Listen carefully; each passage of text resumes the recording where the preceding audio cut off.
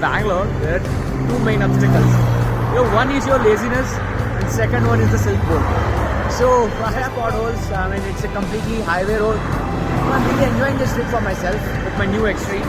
Trip mainly is like, it's my soul searching. I'm playing hide and seek with my soul. So it's been a long time I have taken time to think for myself.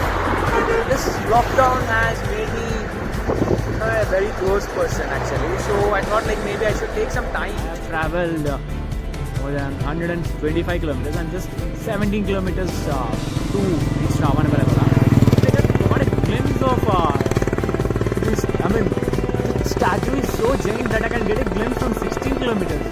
Maybe my camera is not that strong enough to show you what is happening really here, but that glimpse, I mean, I can assume how gigantic and plethoric the statue is. So in another 10 minutes, I'll be in Shravanabelagola.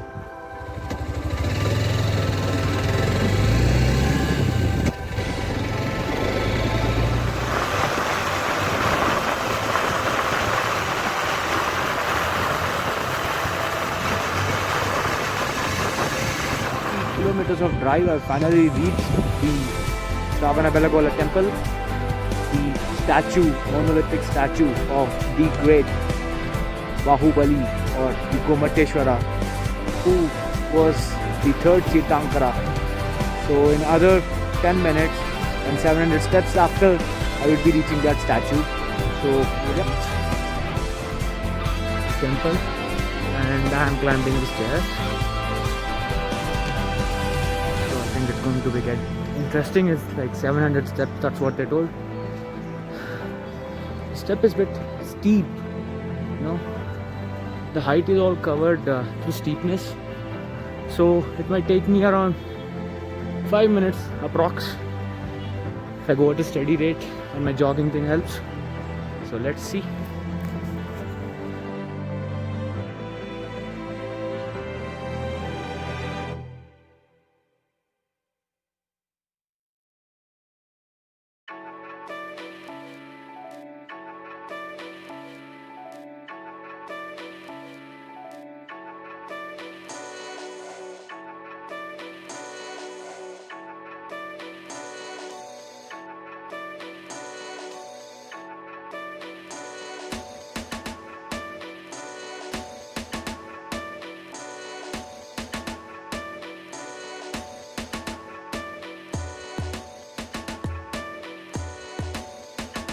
Okay, finally I have completed the darshan of Gomateshwar of the Bahubali.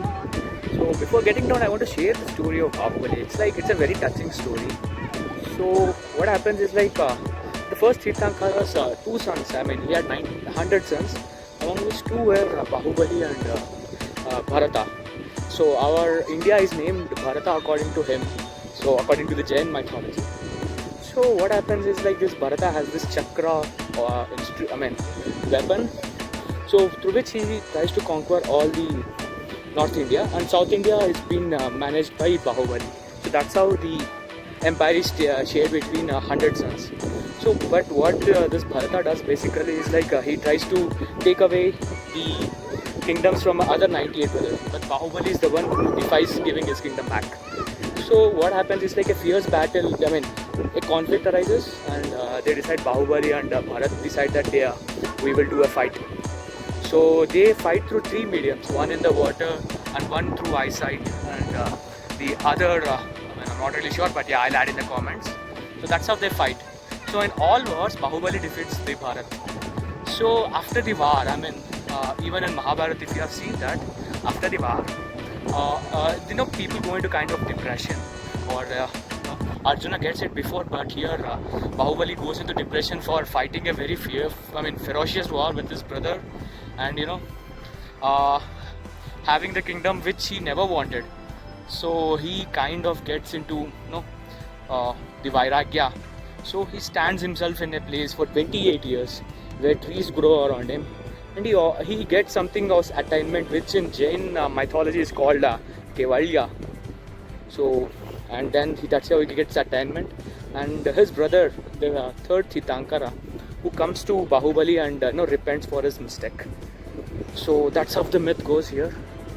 And previously, when I was narrating the tale of Bharata and Bahubali, so if you could see here, uh, no, this is the statue of Bharata, the guy over here. So this statue has been carved by Aristonemi, who was also carved the Bahubali statue. So in the Digambara tradition, what happens is basically they give up anything that is material in nature. So they give up something physically, so they show it in clothes, and they also give up the thoughts and the evil thing.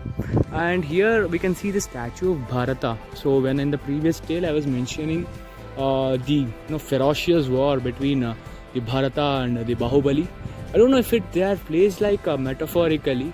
So here the statue was carved by the sculptor. His name is Aristonemi. So I mean it is also believed that Bahubali was also sculpted by him, probably. So the one you see is Bharata, and the one over there which you can see, I could zoom you a bit. So that is the Bahubali statue. I don't know if they're placed metaphorically. I mean I'm just getting goosebumps over this place. I mean, this place is just not about statues. It's more about life. It's more about, it's about, I think we are all like butterflies. First, we come to the world with lava and cocoon. So it's our essential nature to shed the cocoon and come out of it. And we have to become butterfly. And a spiritual being is such that given all the material things, so it's a way to find the spiritual world. But in this living of this Kali Yuga, whatever we call, we have attached to the cocoon. We are never becoming the butterfly. So the things, we take material things seriously and we take spiritual things very lightly. You get an Amazon order late, you're like pretty goofed up, but you miss a day of meditation or day of something, a prayer you want to offer, or you want to focus on your work, so which you consider divine. It's not a big deal. I mean, it's that phase of life you're in. I think this particular trip is offering me this wonderful lesson, saying that so before I'm speaking and I'm just doing a tour of it in the meanwhile, so it has given me a wonderful lesson. So it's like when you're in Bangalore, you're attached to material things, and everything is like it's asking you to buy the cards, the sound of money, it's so bad. But here, when I see it, in all the videos I haven't put a mask, but here I'm putting my mask and I'm recording this video to give this as metaphor. I'll create a peaceful world, and it exists peacefully for 2000 years, 3000 years. But you put a man and see how it gets damaged. From where we have reached this phase, I'm putting on this mask and recording this video, so I can just understand what man has become.